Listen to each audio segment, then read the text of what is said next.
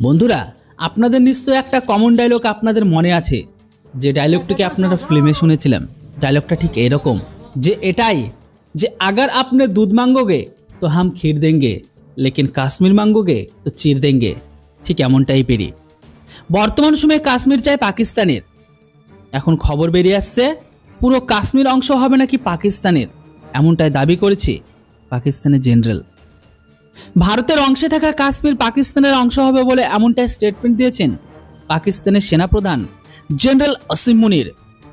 গত বুধবার আজাদ কাশ্মীরের রাজধানী মুজফফরাবাদে যান তিনি।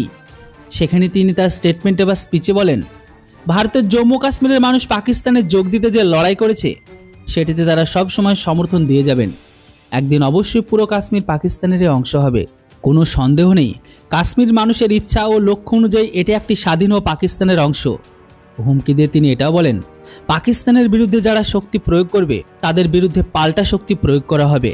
পাকিস্তানের সার্বভৌমত্ব অখণ্ডতাকে যে কোনো মূল্যে রক্ষা করা হবে।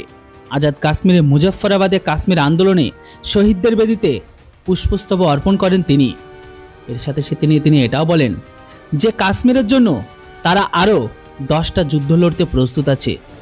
মনে হয় এই অসীম মুনির এবার নতুন করে গাঁজা ফুকে এসে বাকিটা বুঝতেই পারছেন যে সমস্ত স্টেটমেন্ট দিচ্ছেন।